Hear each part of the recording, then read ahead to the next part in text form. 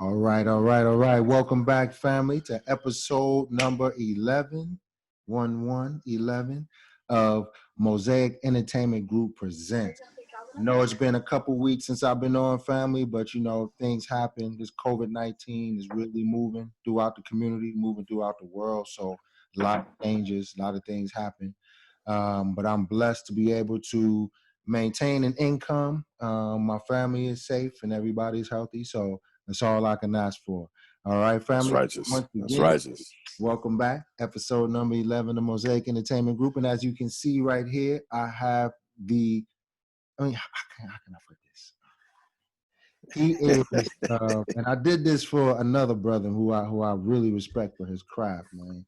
But this guy right here, another level, man. So he's an actor extraordinaire. You know what I'm saying? A really good brother, man. I met him a couple years ago. We've been in contact now for about 3 or 4 years now, man. So yeah, it's been a good minute. it's been a while now, man. Time is moving. Uh, Yeah. Actor extraordinaire, Calvin Worthern. How you doing this evening, my brother? I gave you a virtual clap. Hey, that's righteous. Welcome to That's the righteous, man. platform, I'm doing well. all right, man. So, Mr. Calvin Worthing, you actor extraordinaire. Tell the audience, first of all, thank you for coming on my platform. Thank you for taking the time out. I see we both rocking the red, black, and green, so we already synchronicity, as you can see. We're already on one wavelength, man, and that's what it's about, man. Be one. We're in that time, man. We're in that That's time. righteous. That's So, righteous. even with that, man, we have the arts, you know what I mean? And the arts are a reflection of what's happening in reality, man. So speaking of the arts, once again, Mr. Calvin Worthing, introduce yourself to my audience, sir. Let everybody know where you're from, how you got into this craft. Go ahead, my brother. The floor is yours. Yeah. So I'm originally from Chicago, Illinois. I didn't start really performing stage performance until I was an adult. I was I was in the church. I grew up in the church, man. Did a lot of music with church. Did a lot of reciting of long passages of scripture. I was a minister for a very long time, and I started teaching. Once I started teaching, I was teaching at a radio broadcasting program, a high school program, and then I got asked to do some voice acting, and I was like, "Yeah, man, that's what's up." I remember acting in a play when I was in college, and I got offered a part because I was black. Not because I was in the acting department or anything. It was because I was black, and I was a part of a traveling. Like a traveling improv group. And so, we got paid at the college to be funny. And I was like, I always felt like I was funny. So went in auditioned for the improv group, started doing that. And then I got my first chance to act because the theater lady was like, "Hey, there's a black dude here. He seems pretty funny. Seems like he can do something on the stage." He gave me a part of The Boys Next Door. I played Lucian P. Smith, and it was after that I was like, I got the bug, man. I want to do this forever. I want to get on the stage and rock it out and play pretend. But I didn't get a chance to do it again until I arrived in the Valley here, and had an opportunity with the Black Theater Troupe to play. Who did I play? I played Cornwell in Seven Guitars. And that was it, man. I had my man Raphael. August Wilson. Yeah. I had Raphael Hamilton with me. I had that's my guy, Wilson. Kenise Williams. We had a whole bunch of some big hitters in there too, man. Mike Traylor, Alexis Green. It was a really good show. We kind of just gelled really quickly because of the circumstances, and I was given the opportunity because there was somebody had left, and and I was like, "Oh, whatever, man, pull me off the bench. I'll take it." I was like, "David, yes, David Hemphill, please, thank you, give me an opportunity." And then from there, I had more opportunities to work with the Tempe Center for the Arts, Ralph Remington. He's the director here of the arts in Tempe. I did the Detroit 67 play with Black Theater Troupe and Tempe Center for the Arts, and I also did the Dutchman with the Tempe Center for the Arts. There's a couple of different, I've been around doing the performance thing here in the Valley since 2015. And 2019 was an amazing year, man. I Mm. mean, what an amazing way to like close out. I think we were in the New Times as one of the 2019's best events of the year for the Dutchman. And then I also did a play called Monk and Bud with Ism, Billy Ramsey. Oh We yeah, performed, yeah. we At the performed Nash. at the Nash. Yeah, at the Yeah, Nash. yeah. Yeah, my wife and It I was came groovy. to check you out. Yeah, It was yeah, it was fun. groovy. Yeah, that was a good time. They're gonna re-air that, by the way, since the Mm. Nash isn't open. Oh, nice. They said they're gonna do the best of, so hopefully one of those videos is the best of. Man, yeah, But I yeah, put, man, just been in and out, and I enjoy, acting and performing. I enjoy making music mostly, really. especially, man. That's one of my passions. I'm a percussionist, so I play the pianos, the bongos, the trap set, any of it. I play the bass sometimes if I feel good. Mhm. But yeah, I enjoy making music. I enjoy art. That's the way I get my expression out. A part of me participating in the thespian work had been had been because this was part of my therapy. Mm. I had been really hurt by the educational system, and just taken back just because of the way they run the system. The system isn't for me. It wasn't beneficial. I was a teacher for Right. 12 years, and this acting has been the part of me that's been able to help to heal some of those scars that happened because I was dealing with the educational system. So I use it also as a therapy for me. Absolutely, man. So I could tell you, man, the stage was my first love as well, man. That's where I got bitten by the bug as well. You Yeah, yeah. know, out of New York City, that was the only thing to do. You know what I'm saying? All right. You know, so we hit the stage in the '80s. That whole um, theater scene was real, real, real hot. So all the way down to, and I was a teenager at this time, man, 13, 14, 15, getting that training that full grown actors get, and we That's were what's up. put on that stage, man, and it's called Off Broadway and Off Broadway. Okay. And it was an amazing experience. Being on that stage is very liberating. So I understand where you're coming from.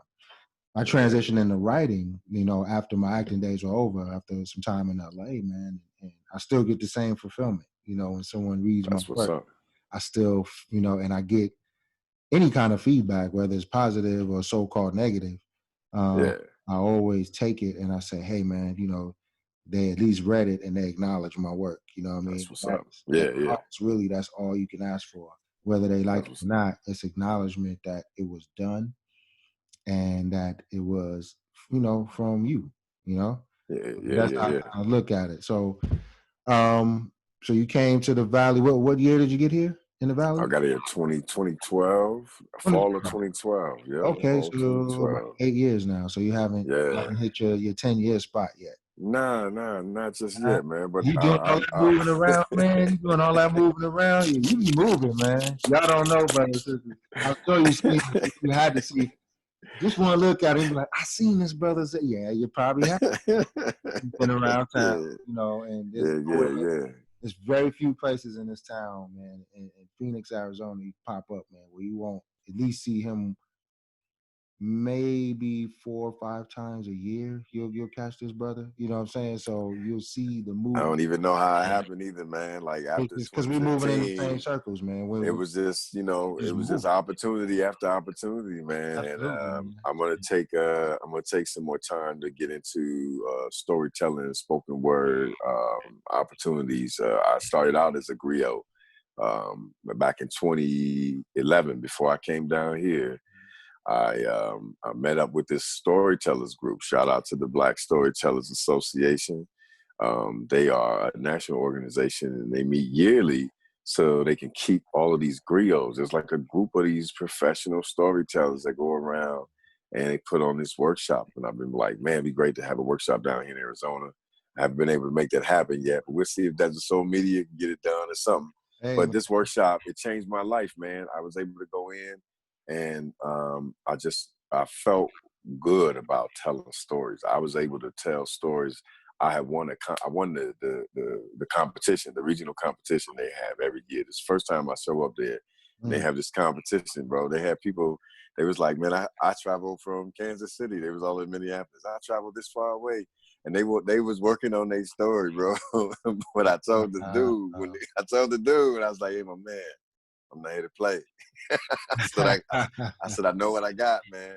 I've been a street corner storyteller since I was a teenager. And I saw these men, including my uncle. I have two uncles who are really good storytellers.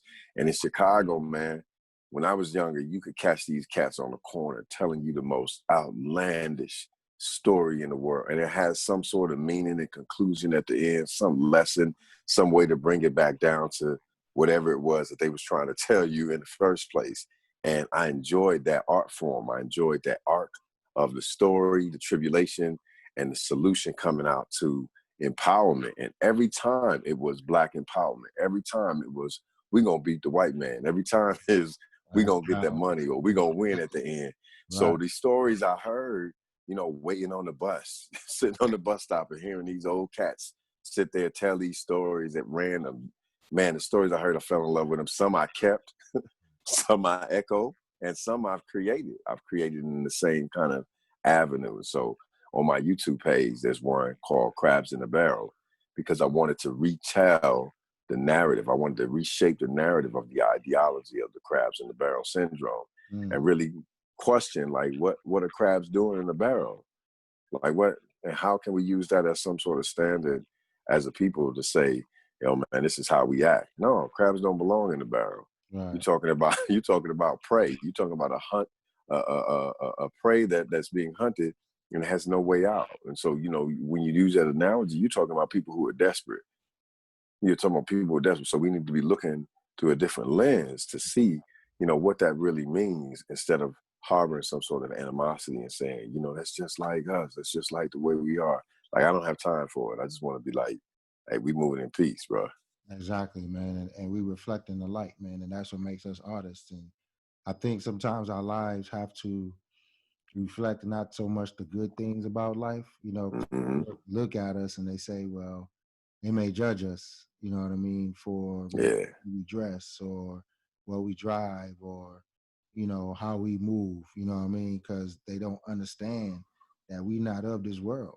You know what I mean? Yeah. That's Yeah. Yeah. how I feel. Yeah. And just hearing you tell the story Yeah. of those brothers, man, it kind of takes me and I'm like, man, this brother said he'd agree, and I'm thinking to myself, I love stories too. I'm a storyteller, Yeah. but Yeah. Yeah. Yeah. I'm the scribe.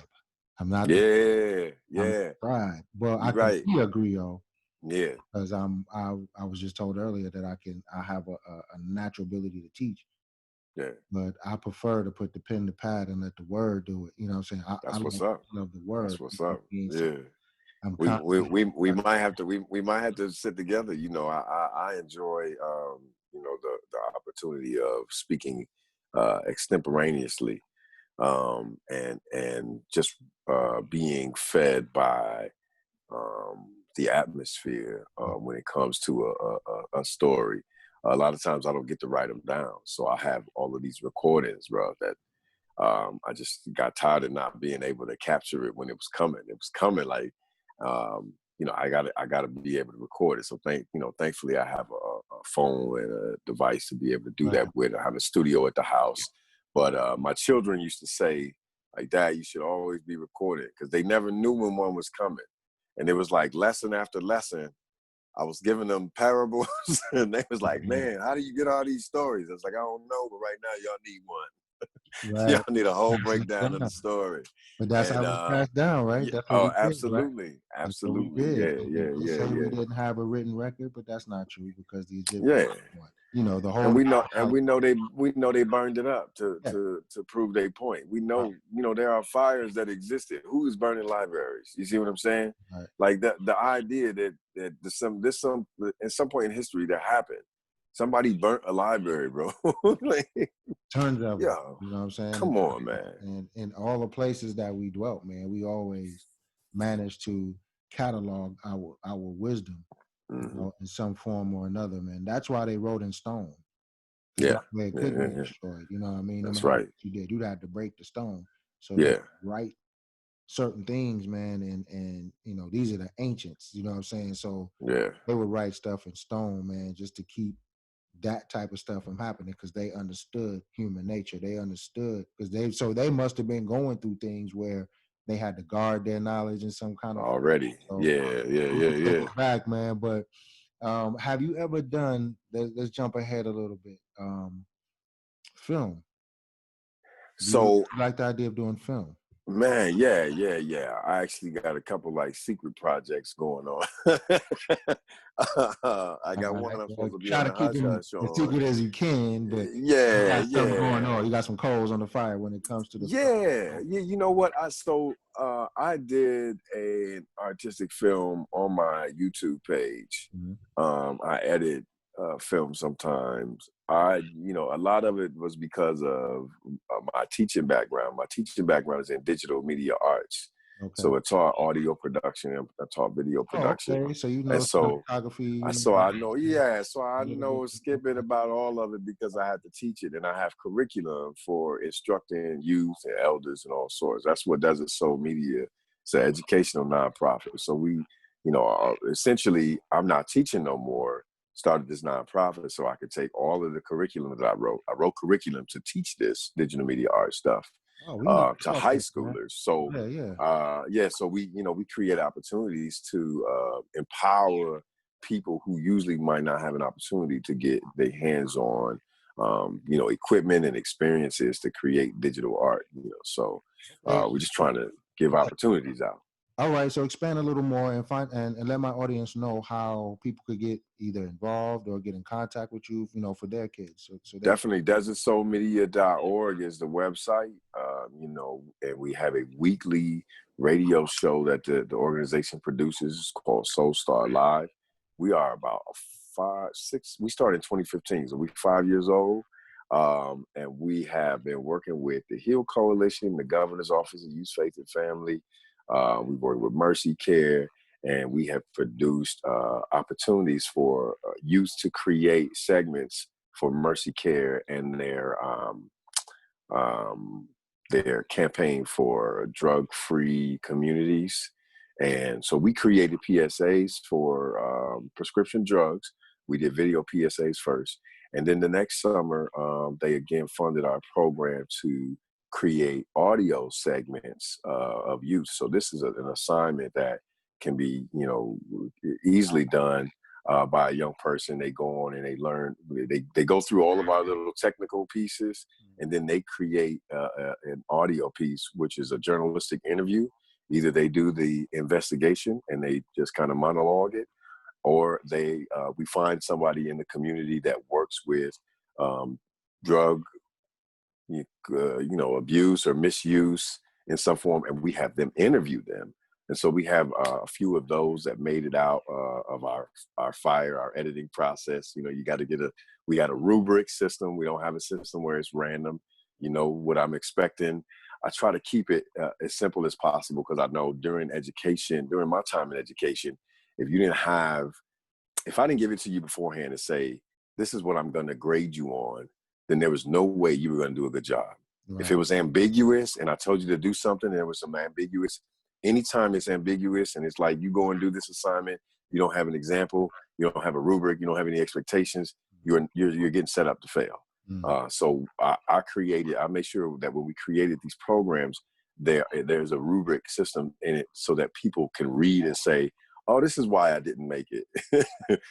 I was 20 seconds too short. We Right. can't put that in the automation system. That's a part of it. This is why my whatever the reason, my sound was off. You'll see it on the rubric. And we probably had about 20, 30 students come through over the past 2 years. Oh yeah. And they hold a year-long internship with Radio Phoenix along with this, so they get access to the Radio Phoenix studios Okay. when they join this program. So it was What are the a great ages? opportunity. What are the So ages? we did ages from 6th grade to 12th grade. We were asked about 5th graders. As long as they can come in the studio and not mess up stuff and and they can follow directions, I'm down. But definitely, man. We've been working with a lot of youth, trying to get them just the exposure. And so you can go to soulstarlive.com to check out any of our archives. We have some of the youth shows on there. If anybody wants to hear the youth shows, we have wonderful. This year, before COVID-19 was coming in, we had a group of young ladies on in January, man, or February. I think that just blessed us, man. Just took over the show and started interviewing themselves and getting in. But we had a little pre-training beforehand. I believe the mom, I don't know if she put it online. She said she was going to send me the video, but I did a quick little training with them, with the youth, and it was a good time just to introducing how I talk to them during the training about what this system is. I relate this system to the body sometimes, how the studio is like the body, and how the vibrations that we speak are just like blood going through the electricity. So I kind of go into detail on multiple cognitive opportunities so that youth could build and say, yeah, I can relate to the studio. So the studio doesn't look intimidating. Right. So it's more than just head knowledge, basically. You kind Oh of yeah. overall. Hey, bro, I'm gonna tell you my secret, man. My secret is I still grade on affective behavior. I grade on whether or not you have an understanding and an appreciation for the technology. I've been working in technology for so long that if you don't teach the individual like what it's made from, how it was created, who came up with these ideas, how this worked. In my previous classes, we take microphones apart, bro. We take them all the way apart and we let them know this ain't magic. This ain't magic. You can set this up at the crib. Get you a magnet, get you some coil, get you some wires. Hey, this is all it is. This is something that we could be doing, running experiments with at home and trying to, build our own communication sources. We got a program that we're trying to build, bro. We want to be able to have young people build their own devices, their own phones, their own computers. So we're going to be working with the AfriSoul Marketplace on the Hush Hush. You know what I'm saying? Yeah, we're going to be working over there trying to get it in and getting young people to take apart computers and put them back together. I'm kind of anticipating COVID-19 is going to be a problem. So as soon as we get enough of these computers donated, they're going to need to be refurbished, and then we're going to have to get some updated hard drives and some other equipment. But we want to bring the young people in. They got to take their computer apart, air it, clean it, put it back together. We're going to name parts. You're going to name, you'll know what you're putting together, and you're going to know how to fix it. And then you can walk up out of there with it so you can do your work. So hopefully if we can get that program up and running, bro, I will let you know. Well, my audience hearing, so hey, Yeah. I get the word out, man. So that's awesome. So you creating future engineers, Oh yeah, programmers, yeah. Entrepreneurs. Oh yeah, So yeah. the future looks Well, this 10 years, man. But I think 2020 is a wrap, bro. We already halfway through the year, and hey, COVID got everybody locked down, man. yeah. Run to the store, man. I barely leave the house, man, because you just don't know, and it's not that I'm afraid. I'm more cautious than anything else. So, I even had to halt production on my particular project, All right. just because of that. And then with Arizona, with the kick up and everything now, more people coming back from whatever they were doing, Yeah. 2 weeks ago. Absolutely. Now everybody's popping up, Everybody trying to get it in again. Yeah, man. So now they got to re-shut down everything and go through this whole process. So, mandate masks and things like that. So it's become, and I'm saying all of that because I'm trying to go to another direction where, how does that affect, man, the creativity of, people who like to be on the stage, people who like to perform, like you said, man, you multifaceted. You're an actor, basically a singer as well, but a musician, Yeah. as well. So, and everywhere I've seen you has been live. You know what I mean? I've seen you play, the bongos. I've seen you, perform. So it's like, okay, how are you adjusting in this environment with that? I'm not, bro. I'm over here banging on. I have a piano in the house, and my drums got stolen this year, bro. Like What? the drums you see me with. Yeah, they got stolen this year, early this year. So I left my car unlocked. Somebody was checking handles and just ended up grabbing my drums, bro. So, I've been drumless, but I've been banging out on my piano, man. The thing is, I think I played something. I played "Summertime" and posted it on my Instagram. But I've been thinking about doing something again. I want to do something more Yeah, man. organized and official. Maybe even with some monologuing or some storytelling or whatever.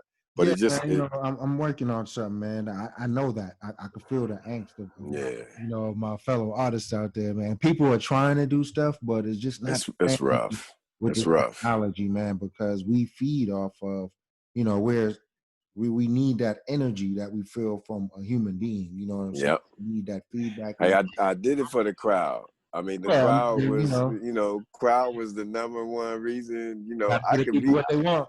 I could be, in the crib or in the shower singing, or I could be in the house just monologuing and Mhm. enjoy myself. But the crowd is why I got involved. It's something about that vibration that comes back from the applause. You don't get Absolutely. that, Absolutely.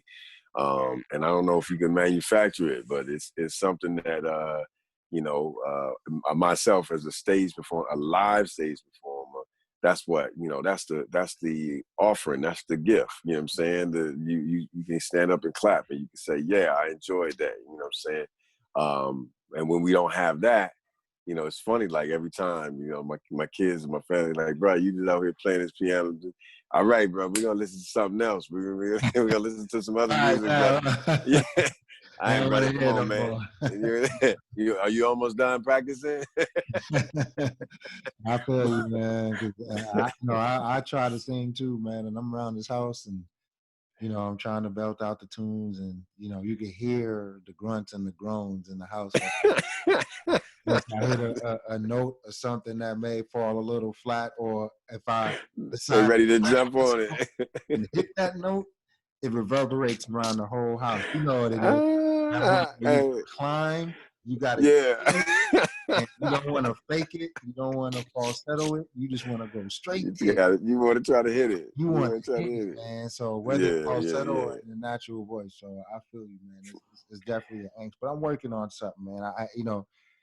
There's a reason why, what I'm saying, I think we've been kind of, shut down a little bit, in that sense. So I think it's a time really for introspection, for a lot of us, you know what I mean? And as artists, to grow as artists, you know what I mean? To kind of go through something, man. And I think at the end of this, those who endure to the end, the same shall be saved. So I think the more we dig in and kind of just learn more about ourselves, learn more Oh about yeah. the world around us. You know what I mean? Just a lot of self-study, as artists, man. And I think, with this change, in environment, it forces us to kind of do other things, with our Oh artistry. yeah. So, I started actually, um, and I have two clients I'm working with now, but I help people write their screenplays now. So Oh, nice. yeah, I have a young lady who's developing a television show I'm working with right now.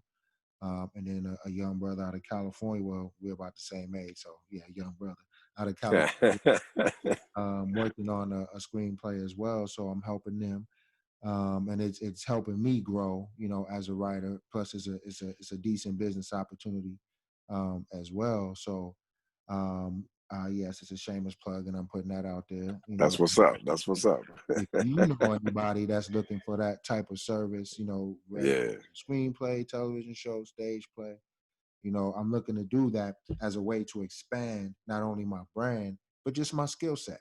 You know what I'm that's saying? what's And, up. and I'm pretty confident, and I keep pushing the book, and things like that. So I'm just looking for ways to remain creative. Yeah, But I just came to a revelation that I got to kind of streamline what I do. So, I'm really looking to ratchet up the brand and to have more creatives on like you, man. And I'm really excited, about this. And then what you're telling the audience about what you got going on, man, is just adding to the excitement, man. Because I want yeah. to help with those youngsters, man. I'm sure that they're they have to write something or Hey, they, listen, we got much room. There's room at the table, brother. man, I'd like You to. know, my method is like this. You know, I don't enjoy writing curriculum this much. I mean, I have a formula, I have a particular pedagogy, but I don't enjoy the put together part of it. But we want to definitely expound upon writing capabilities because we're in journalism. And I don't have enough time and opportunity for real writing critique. That's a lot of times, like, we had about 20, 25 students come through the program. We maybe have about 8 pieces of journalistic stuff that we could use because, there's different writing levels and people didn't get there was a crunch time for the recording and we kept the pressure on like that because that's the way the industry is anyway. So we, all of these elements, out of about 20, 25 students, we got about 8 to 10 potential pieces that, I could clean up the other 2 or 3 to make them count. But a lot of them, didn't really meet it because there's more of a demand to write and to create. Mhm. And so we saw that some of the students did have issues with that. We have some scripted programs and projects, but Mhm. for the ones who had to do the journalistic pieces that were more investigative, we're looking for a format like a essay. And if you say that to you say that to somebody who don't know how to write an essay, they're Yeah, not I'm going to sure be their able to eyes make it light up. flow. Oh, And yeah, and so a lot of the content, people did a really good job of setting up their recording and maybe even picking their music, their music beds and their transitions, Mhm. but their content did not flow. Like they didn't build upon and tell us a story. And so we're looking for that element. And a lot of times the youth don't end up coming through and following through and finishing. But we also had COVID-19 as well. Like the youth still had access to the studio. Right now, the studio is shut down. But we got 8 out of the 20.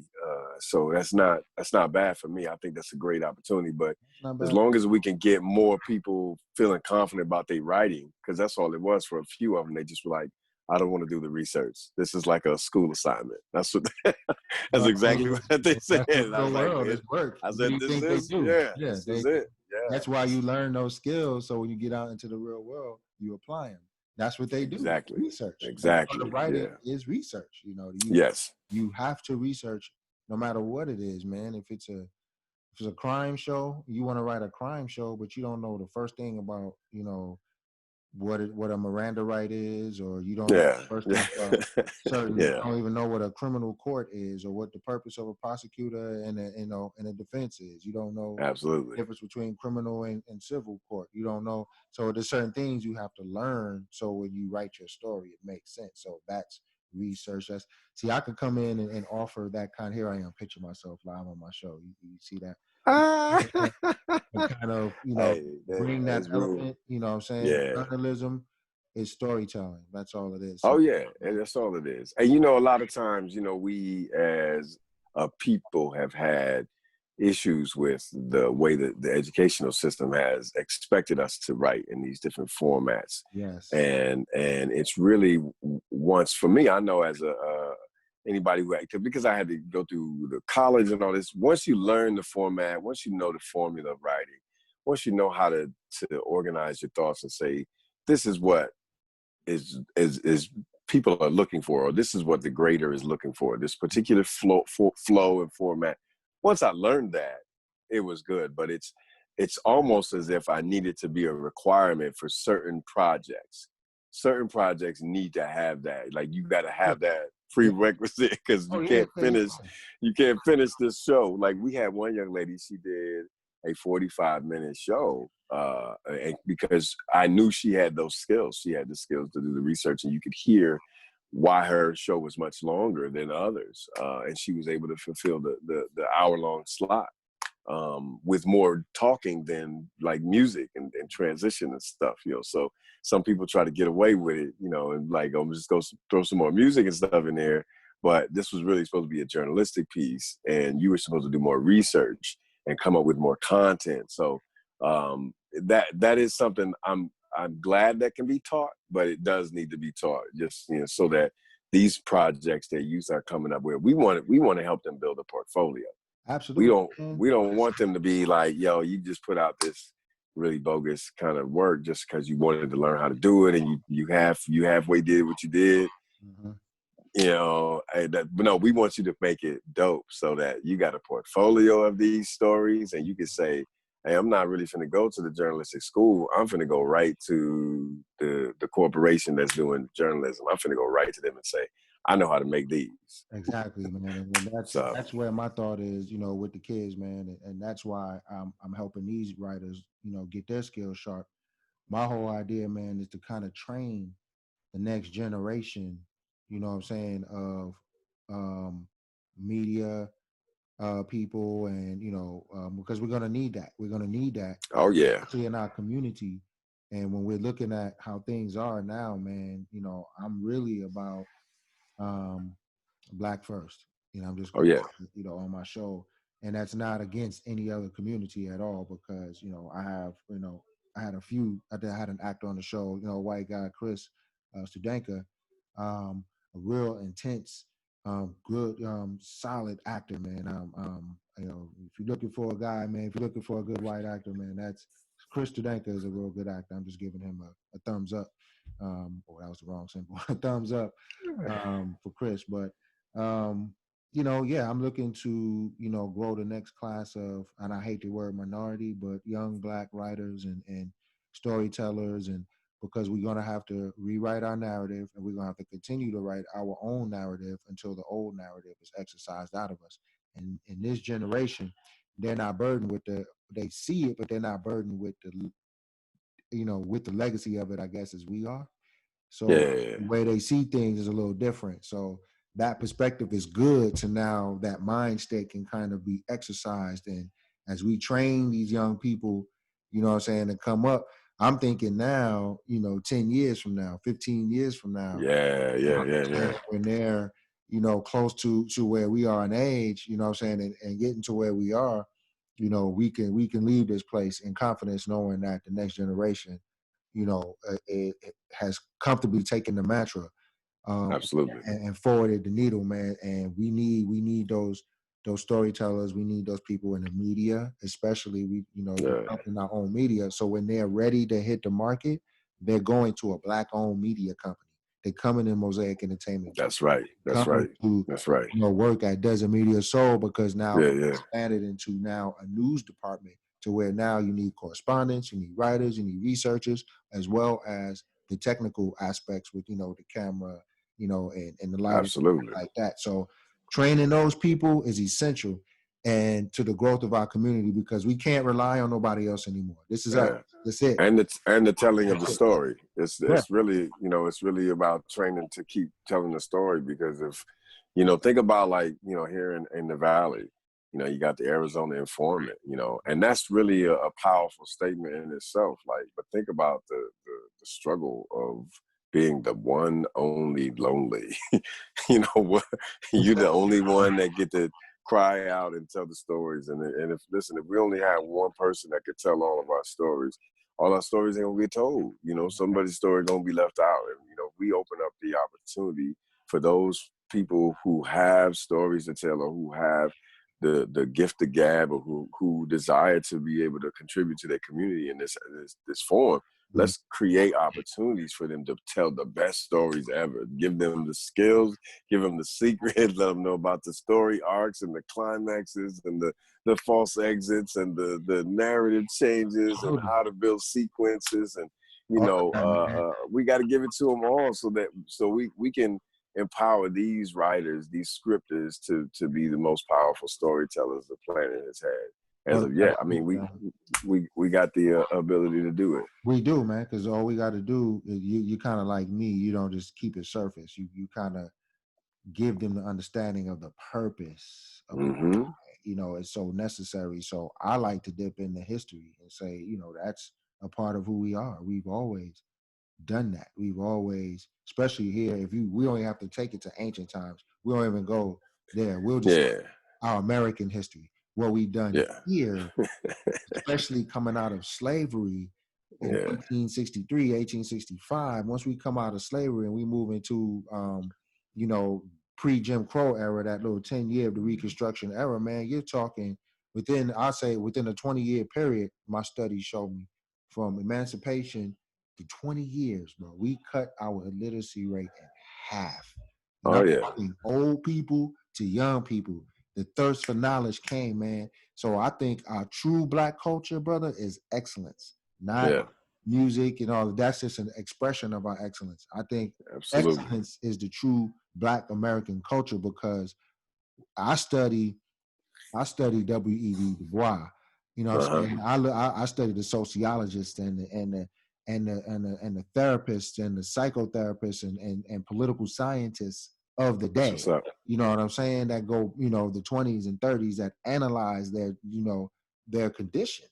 You know what I'm Yeah. saying? And they were writers. You know what I mean? These men and women wrote books and told our narrative. We just didn't get a lot of support because it went, it took you some heart to write the It truth did. about something that's been told, falsely for so long. So not only are they going to be writers and creators going into, the second half of this millennium, of this particular millennium, but they also will be truth tellers. Oh yeah.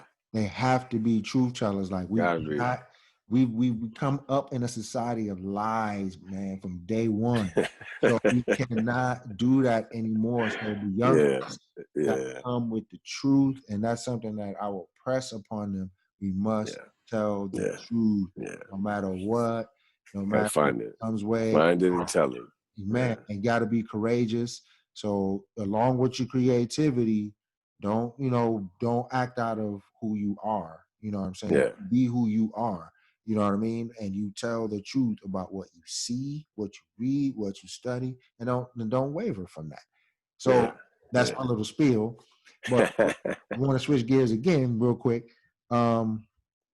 and um, ask about when you first came out here and you started to really perform. And I ask everyone this: that's a transplant. Have you noticed? Um, have you noticed a difference between when you started performing? You said a little bit in Chicago, right? So have you noticed a kind of a cultural thing? Like, man, they kind of get down a little different out here, or did you just say forget all that and just dive straight in? It's unique out here. So a lot of times, so the Black Theater Troupe, their audience is a lot of white people. There's a good group of Black people that show up, but there's a lot of white people also in the audience for the Black Theater Troupe's work. To When I started, I was in college, and so there was a lot of white people in the audience in that instance as well. I don't see a lot of, I don't know enough about the theater to be able to speak about the culture. I feel like, I kind of just started with just having fun with it. Like I get on the stage and have fun, and I think it's real cool to be silly and use voices and go into characters. Mm. Um, but it's really unique that when I work with people who have been, they went to school for it, and they've been doing hundreds of plays. I've done like 6 or 7 or whatever, and I I definitely can't speak to the culture out here, but I know that the Valley, I'm not gonna say Phoenix, but the Valley is a great place to perform for Black performers because number one, there's not enough of us out here Mm. getting these stages. There's not enough of us. There's not enough opportunity for Black stage to happen. But number two, whenever we perform here in the Valley, like anytime I've done any live, local, anything, even just drumming at the park, bro, we pulled up off of Roosevelt one time, and it wasn't a First Friday. We just pulled up off of Roosevelt and took a crowd from a restaurant. They came over from the restaurant and was over with us, and we was just drumming. And so it's the live performance opportunity that I love the most about this place. Mm. This place, people here want to see live performance. Mm. And I can't wait until all of this is over so we can get back to it. But I'm willing to wait for everybody's safety and for my safety. But this place is welcoming live performance, man. This is like it's like New York all the time because it's hot. And if we can get live somewhere while somebody is out, people will stop and they listen. They craving out here for live performance. So that's what I love about this place. I think that's the difference, man, between Chicago, New York, and a place like the Valley, not just Phoenix, but pretty much. I know what you mean. Mesa, Tempe is pretty Yeah, open. Shoot, even out in Surprise and in areas like that, they have theaters. yeah. Down in Casa Grande, they have theaters down now. I performed down in Casa Grande, Yeah, man, with yeah, I the remember that, man. I Triple came R down to show you Productions. That's down there right. too. It was the Yeah, right on. Yeah, the Soul Show, yeah, the Soul Show. Yep, Detroit. Yeah, with Tina Detroit. Turner and all of that. Hey, you know what? Yeah. Give me one moment, brother. But that was a good show. Yeah, yeah. I'm sorry about Yeah, that. that was a good A show. little glitch right there, but we're back. We're back. So we were talking about Casa Grande. It was the R&B show, down there, right? Yeah, Detroit. Right. Yeah, it That's was right. a tribute to Motown, and it was with Triple R Productions. That was a Right. great cast. It was a great opportunity. Yeah, there was live singing and performance, man. I think it's another opportunity to just really look at all of the folks that's down here. We got a lot of talent. A lot of people came down here as transplants that were singing backup for people or playing Oh music for man, people or you were very you know. surprised, man. Very surprised. So it's a great place, man, to kind of be rediscovered, and I think because of the weather, it makes it a great place for art, and it's not LA, and Right. because it's not LA, ain't nobody really trying to look for no, everybody, you get a chance to just do you out here. So And that's a good perspective, man. And that's something I come to recently.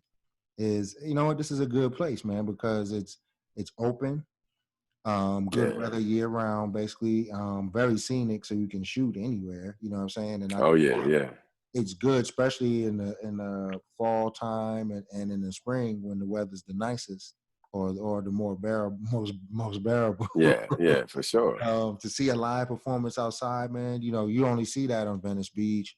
You see that on Broadway, in New York. And so, I think this is a perfect place for that. I agree.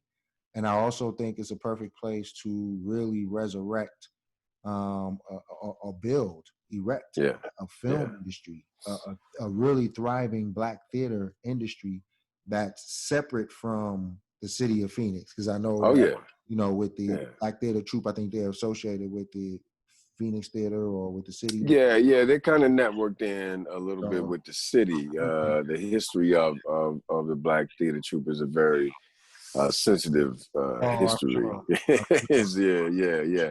sure. It's convenient for the city also to support that because that's their efforts. But like I said, that just presents us with an opportunity to create more Black, or more Absolutely. opportunity for us to express and create our own situation, because you got to think about the stories that are not being told. With only one theater company here, what stories are not being told in every season? And And they have a commitment for multiculturalism, so you'll see a little bit more than just Black at the Black Theater Troupe. So and that's cool. That's a great program. But we just want to create opportunity for us to be able to continue to do what we do yeah, it and what we enjoy. So kind of goes against the insinuation that it's Black. You know what I'm saying? You start off with Black theater troupe. yeah, Not saying yeah, that people can't come and enjoy the art, but total control of creative, all of that should be Black. yeah, So I'm in Los Angeles and in New York.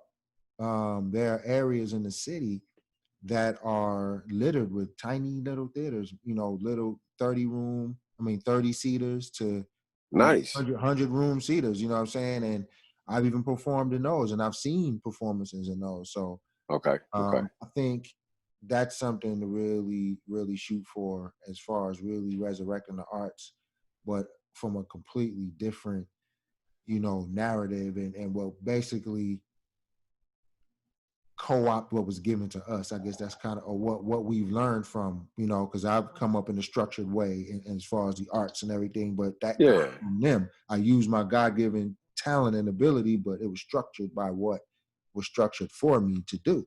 yeah, So yeah, yeah. we have a way of kind of making it our own. You know what I mean? Absolutely. So Yeah, the way I absolutely. see it is learn the basics first, learn the foundation of it first, and then let the God in you take over, and we could really do some amazing things. So I agree with you, man. I think that this environment is perfect for performance art, especially spoken word, Oh yeah, singing, one man performances, and I know you like to do those outdoor musicianship, a lot yeah, of that, man. And we could really take advantage of that, brother. You see, yeah, you catch my yeah. drift. You know what I'm Oh saying? yeah, yeah, yeah, yeah, Understanding yeah. where we are and what all we have to do is capitalize on our strengths first before we can, start, scaling up to other things. Why not Yeah. capitalize on what we're known for, but we control it? I know, I And know. it's What's really tiring for me has been, especially before starting Desert Soul Media, Mhm. it's been like trying to play all the roles at once. Trying to be behind the camera, trying to be in Yeah, front of the camera, trying to write the script, trying to do the whole line. That's been difficult. Just in the process of being a creative. mhm. Um, I don't like to do all of it, but Oh, that's because real. That's real. because of the circumstances of the lack of opportunity, I have to create my opportunity by myself. And so therefore I get this experience, but it usually burns me out. And so my production is a little slower as a one-man production. And Desert Soul Media has afforded me the opportunity to kind of share the load and share the weight of production. So we work in teams and collaborators as opposed to, I'm trying to jump in front of the camera right after the record and do this whole thing. Like, whoa, no, we can't do that anymore, man. All right. I'm too old, I guess, or mature. So I should know how to ask. And I think that's one thing that I really enjoyed about networking with you and Brick House and Yeah, everybody that we just kind of connected with. We have the resources. We just got to pull together and say, hey, let's go ahead and do it. And we were like right before all this was happening, we were already collaborating. yeah. Things And will so start I just coming can't. together. Yeah, I can't wait till we get the opportunities to do it again and just continue, bro. That's how we're gonna rise, man. There's no reason why Desert Soul Media, Mosaic Entertainment Group, BMG Consulting, 'cause I think you said Brother Brickhouse Yeah. can't. That's my guy too. So Yeah. we all Jack know each other. Brickhouse in the We house. all Mr. Jack Mr. Brickhouse. Jack Brickhouse over there, BMG Consulting, man. Brothers, Yeah. working with the Tim C organization and whatnot, man, to Okay. get the brother Yeah, Tim that's what's up. his That's what's up. campaign for mayor going. So shout out to them brothers, man, for Brother Corey Woods. no, actually brother Tim C. Oh, Tim C, that's right, Mayor Who Phoenix. running That's for mayor. right. Yeah, Yeah. That's yeah, what's brother up. Corey already won Tim Shout out. C. At that And Tim C will be in it. Yes, right. That's right. That's right. So they working with them. So, we on the move, we on the march, and I just want to play my part as far as the entertainment, edutainment, realm. You know what I mean? Yeah. Everything we do is always a because that's who we are, man. We speak in parables. When we perform, it's always an expression of the divine. You know what I'm That's saying? righteous. Especially Yeah. especially with singing, the way we express, it's just not the same, as Not everybody. the same. Yeah. Not the same. Static. So can you imagine the entertainment industry without black people? Can you imagine Nah. the sports industry See, without? the thing is, you got to think about it like this. Even with sport, even with entertainment, any of these activities, sport is my creative expression in choreographed in a theater, in a Mhm. storyline. I got to get this ball in the goal. I got to, get past these people I haven't been able to beat, in 15 years. My team is the lowest team, and we got to beat the Giants. Whatever the situation is, sport is the same theatrical presentation as live performance theater. Absolutely. And the thing about these artistic expressions is that they give us the spectator, they give the spectator hope. We get drawn in. We get, we have like the hypothalamus is secreting dopamine during this whole narrative. And it's also secreting, serotonin to keep us calm. And then it's making us also agitated and irritated. It's secreting norepinephrine and adrenaline. And so Mm-hmm. because we have this attraction to experience these chemical reactions, art has been a way for us to receive them through these eyes and ears and sometimes tactile experiences, and we could go ahead and live through that. And that's how life is happening on the planet, through art. So I don't move without art. I don't, the one of my phrases that I've been trying to echo for the decade, just for this new era, is the artist is the evolution of man. Like, we've been waiting on whatever the whole pinnacle, the peak, the top of man is. It is craftsmanship, creativity, and celebration of your creative production. That is what we're here on the planet to do. If you lost and you don't know your way, find your art and express yourself and let people view it and celebrate you. But the mastering part of that is the part, the craftsmanship, man. People have to get into the craftsmanship. The craftsmanship is where you find your focus. It's where you find your peace of mind. It's where you have to listen and you have to do it a certain way. And you have to, before you develop your style, all these things have to happen. So I think that's where, this is how we get free. This is how we get free as human beings. Absolutely, man. You have to gain a respect for it. And Hmm. that's the biggest thing that I put in my book, and that I let people know when they say they want to write. I say, well, okay, but I could tell right away whether they respect it or not. You know what I mean? Yeah, Just by yeah, how they approach it. You know what I mean? yeah, And when I tell them my method on how I finish a script, I'm very methodical in the way I do it, because it's a process to get to a particular, you just can't sit down and write a script. It just doesn't work yeah, like that. You know what I mean? yeah, Just like an author doesn't sit down and just write the book. It comes in yeah, phases. You know what I yeah, mean? You have to outline the story first. First, they have to develop the, first they had to make the setting. Then they have to develop the characters. Then they have to decide on the title. Then they yeah. have to decide on the length of the book. They have to decide on what to focus on as far as the characters, how many characters they're Absolutely. going to have, what the characters Yeah, yeah, do, how they're going to, you know, you have to develop, as a writer, you develop a relationship with your characters, because at that moment, you're a God, you're creating. So you're creating these people, yeah. you're creating these worlds. So then once you go through that process, you create the outline of the story. Then once you go through that process, you create a treatment, which is a narrative form of the entire book or script. Then you go into that first draft, Right, bro. Yeah, the that's what's up. manuscript. Then you go into the manuscript if you're writing a book. Then you go, and those are just a working draft. You'll write several drafts before you get to that clean. Yeah. I think you could sit down. A movie script itself, on average, takes 3 months to write. It's not Wow, something you just sit down and just do, because you're building.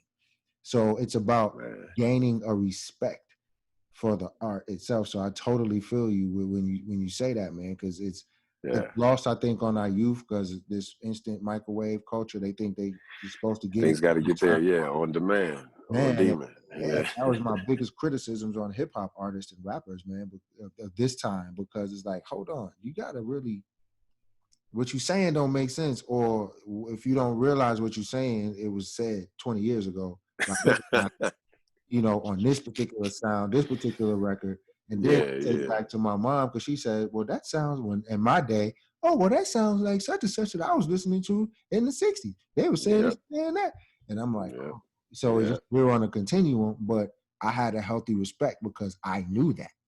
Absolutely. The Yeah, youngsters yeah, nowadays yeah, don't know that. I yeah, yeah, knew where that sound came from in the 80s. I knew that came from James Brown. I knew that yeah, came from Stevie Wonder. I knew that came from Marvin Gaye. I knew that came from Motown. I knew that yeah, because yeah, we yeah, hear it in the music. You know what I'm saying?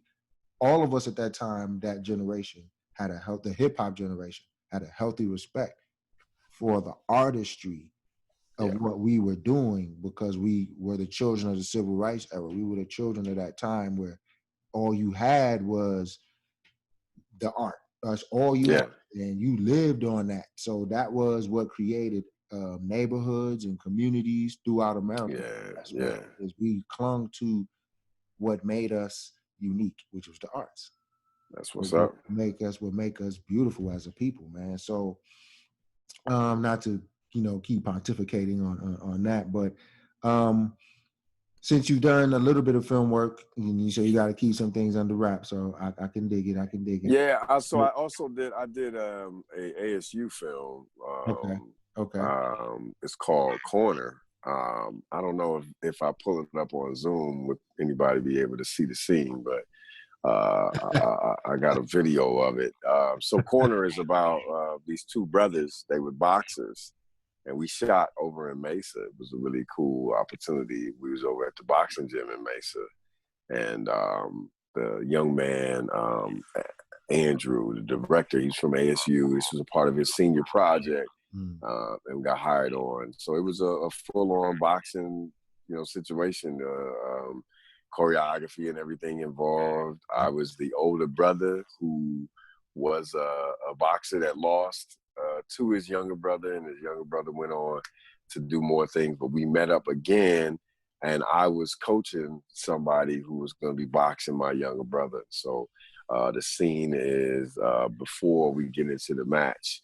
I go and see him in the locker room. But I'm gonna post it on my Instagram. Is what You I'm gonna should, do. man. You should, I'll man. make sure I post that on my Yeah, Instagram trying so to you create see a that culture scene. here. So yeah. Yeah. So it'll be good. And then for other film, like, so I have some film work from college or whatever, just doing voice work or extra stuff, just standing in the background, some commercials here, there, whatever. But mainly for me, as a voice actor, I got 3 books on Audible. So if Oh, okay. any of your listeners are on Audible and they want to get down with Black Lives Matter, I got Black authors that I read for, that I narrate their whole books for. Hey So man, drop. yes, Yeah, yeah. hey, drop it. So one of them is Dambala. That's by Charles R. Saunders. This brother wrote a collection of these black sci-fi hero stories in the '70s called I Am Aro. When this production company approached me about it, I researched him and was like, "Yo, I want to read the I Am Aro series. I want to read about the sci-fi African brother who goes to Neo Africa and there's a whole new world and he goes and slaughters these beasts." But Dambala is essentially a black and a black American and Nigerian Batman. I mean, this dude Wow. is his Harlem's 1930s. It takes place, and so there's a Jack Johnson, Jack Hammer Johnson. It's not the Jack Johnson, but it's like Jack Hammer Johnson's By this the black 30s, I think. boxer who's going against another German boxer. So it's kind of a retelling of the story of us fighting the match against I think it was like Joe Louis in Germany. It's kind of a retelling of that story. And I did about 20 characters in that one. There's 20 character voices in that one. Each one of my books, I go into character voices, man. So you close your eyes and you have no idea where you are in the world. You might, man, bro, I'll take you on an adventure. The second book is called Fortune McCall, The Adventures of Fortune McCall. Fortune McCall is the leader of a covert investigative group. He runs a gambling ship that ports on this rotten city full of criminals, and people come and ask them. They approach the gambling ship so he can help solve crimes in the city. So it's kind of a crime solving story. It's a real that was one of my favorite. There were 30 voices in there, accents and everything, bro. I went in and had to do a lot of research on making sure I delivered with authenticity. And then the last book that's on there is a youth book. It's called Young Dylan in the Halls of Shambhala. Young Dylan is left motherless and fatherless at the age of 12 at the gates of an eternal city, a magical city.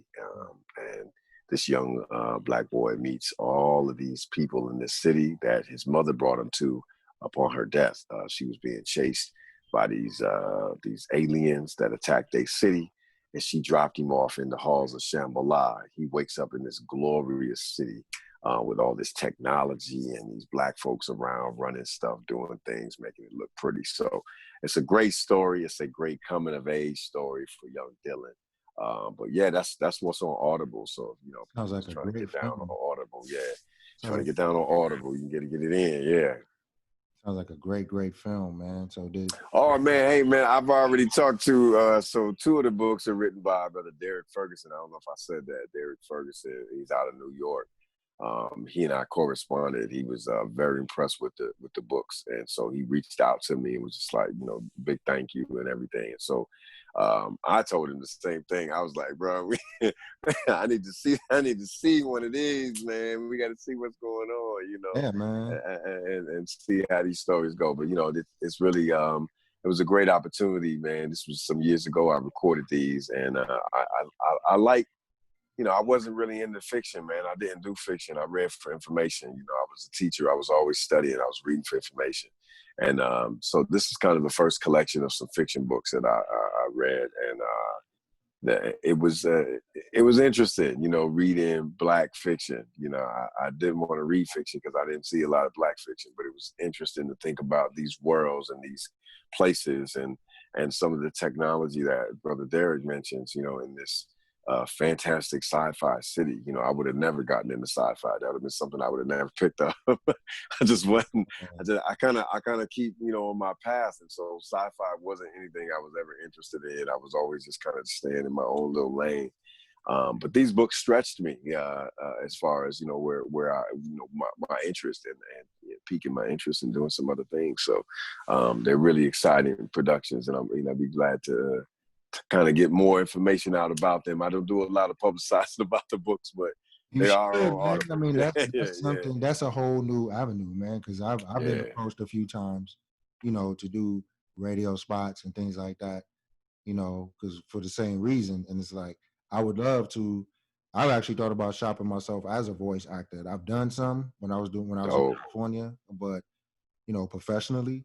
So okay. Yeah, I yeah, was yeah, part of yeah. AFTRA actually. So you heard Oh, of dope. AFTRA? Yeah, oh, yeah. I was an AFTRA and SAG. I still have my SAG card. I can't find my AFTRA. Oh, gone for real. Yeah, I Okay, was an that's what's AFTRA as up. well, man. So I've done a bunch of radio spots. So Yeah, yeah, and I like that as a maybe more than actually being on the stage because you really get to stretch because they can't see you.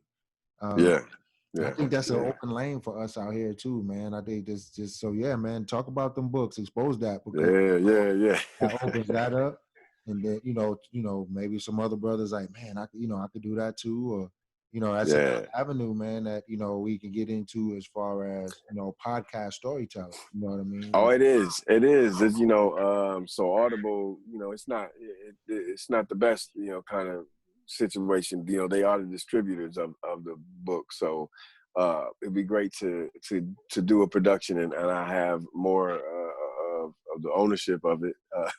yeah, in other words, you didn't get paid you, that much. I got you. I got yeah, yeah, but it's but it's a really great opportunity how the Amazon Audible and Amazon work together and they give artists these opportunities. Like I could still continue to read more books, but I got too caught up with other stuff and I'm performing and everything. I just don't have the time to do all the production, but it is a great opportunity. I think we don't have enough. Again, we don't have enough platforms to where we can hear Black narratives, and so I definitely agree with let's try to create opportunities to hear Black stories, man, and especially even sci-fi. That sounds so oh yeah, interesting. And then the yeah, last one you said, man, that sounds yeah, so young yeah, Dylan in man, the that halls of sounds amazing. Shambhala. How old was the character? How old was the character? So he started off as 12 and he kind of got to like 12, 13, 14, 15 Okay. by the end of the book. Um, it was interesting. Almost asked my son to do it because I was worried about, trying to play this character, but he didn't end up wanting to do it. He didn't want to No jump kid, around and get man. No kid. involved with it. Right. But for that one, he doesn't stay young very long. But it's full of some very interesting characters, Could you to say the imagine? least. It's Oh, I'm sure. very I'm sure. interesting characters, I'm man, sure. and it's about technology and war. There's a part of this conversation about technology in this storyline that I was really impressed with. Um, he really stretched out to talk about just the tech in that city, in this glorious city of Shambhala, bro. It floats around, and you can't even use a compass there because the city, moves, outside of time and stuff. So it was just a good narrative. I enjoyed it. Could you imagine what that would do for our youth to see a film like Oh that, yeah, where oh yeah, we're yeah, yeah, totally yeah. represented, where Oh yeah. you only got to look in the crowd for a chocolate face, like the whole city, and they're not Yeah, all almost white looking, you know what I'm saying? Like some of these racially ambiguous actors they like to yeah. use, on these films.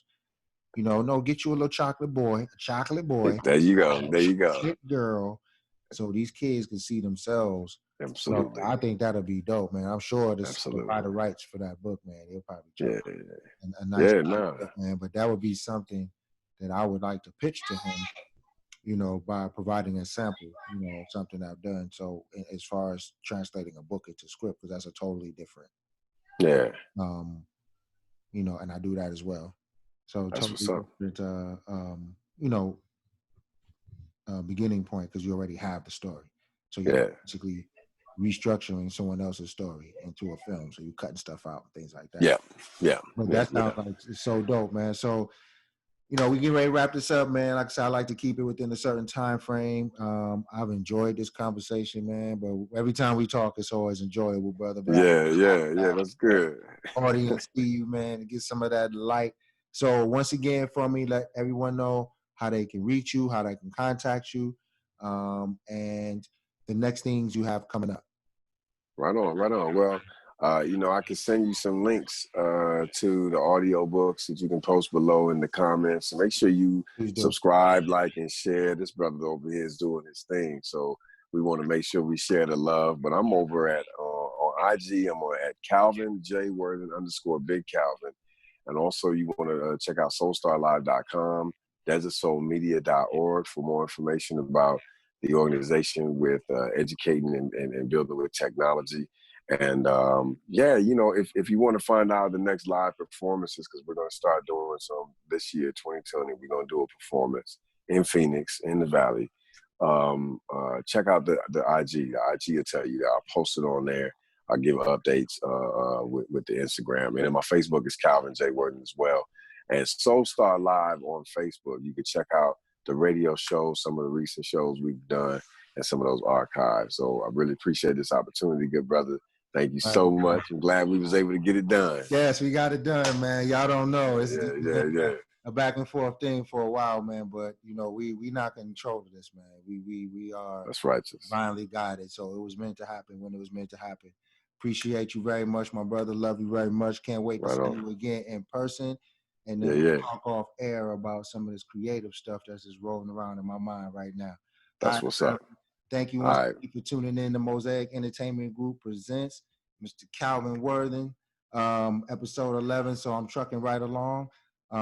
Make sure you tune in, make sure you subscribe, make sure you like, make sure you share. Let's blow this platform up, man. It's for the city of Phoenix, Mosaic Entertainment Group. I'm a writer, producer, director, and I'm looking to just help foster this community out here, man, where we create a Black Hollywood right here in the Southwest Desert, but not only Hollywood, but become a bastion of the arts for our people, man. And that's what we're what's looking up. to do. We're looking to take what's spiritual about the Southwest, y'all, and blow it up, man. And as Black people, we can do that because that's who we are. All right, family. Calvin, once again, thank you, my brother. Everyone, you have a good night. Thanks for tuning in. And just be waiting for the next episode because it's on its way. All right, family. Peace out. Thanks again, my brother. I really appreciate you coming on. Right on. Peace.